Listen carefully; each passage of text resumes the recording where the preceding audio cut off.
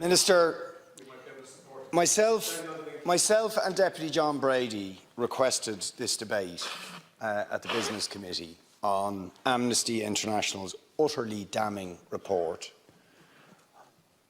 that Israel is a state that is operating a system of apartheid, and in doing so are committing crimes against humanity, and call for sanctions to ensure that that system, that inhumane and inhuman system, is dismantled.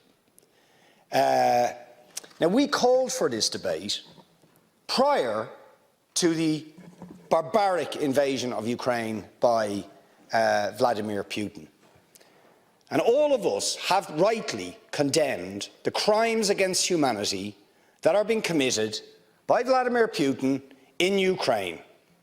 And the government has moved instantly, within 5 days, to sanction Putin's regime and take urgent action. And the strength of language that was used, rightly, against Putin as a barbarian, as a thug, as a murderer, as a warmonger, all of which are true, all of those things apply to the State of Israel in its treatment of the Palestinians, and yes, the government is concerned about its use of language and doesn't feel it is appropriate to even use the word apartheid when Amnesty International, the most respected human rights organisation in the world, and Human Rights Watch, within a very short period of time, issue these damning reports saying that Israel, since its foundation, has been built on a system of oppression and domination and apartheid and racism, involving the murder of unarmed, innocent civilians on a regular basis,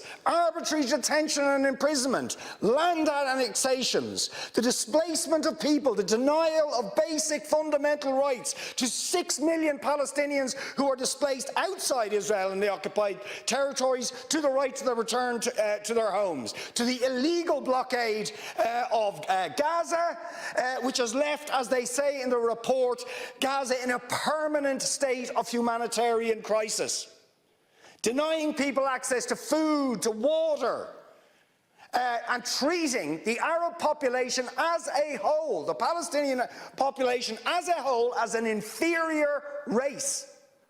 I mean, it doesn't get stronger than this. And yet you want to be careful about your language.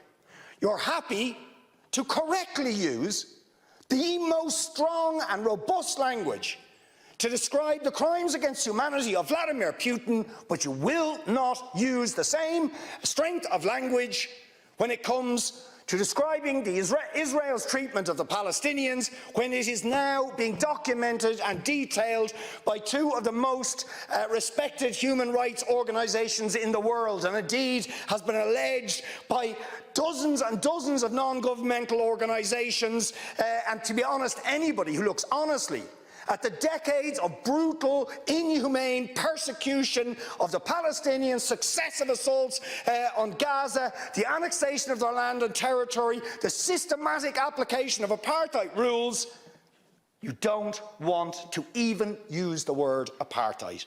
Never mind sanctions. 5 days sanctions against Putin and his thugs, 70 years of oppression by the Palestinians, and it wouldn't be, what was the word you used? It wouldn't be helpful to impose sanctions. Amnesty International are calling for Israel to be referred to the International Criminal Court for crimes against humanity. Will you support it?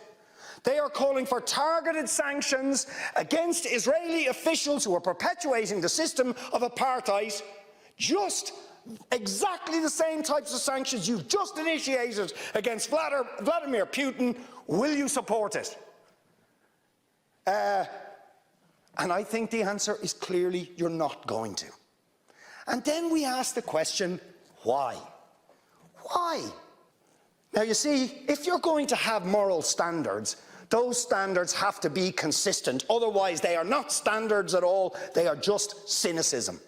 And of course, we all know the reason that the standards are not consistent is because to call out the apartheid state of Israel would be to run foul of the concerns of certain states that are now presenting themselves as defenders of democracy and so on, such as the United States, the UK, Germany and other powers, whose relationship with Israel, supporting it and backing it, means that the European Union's moral credentials are bankrupted.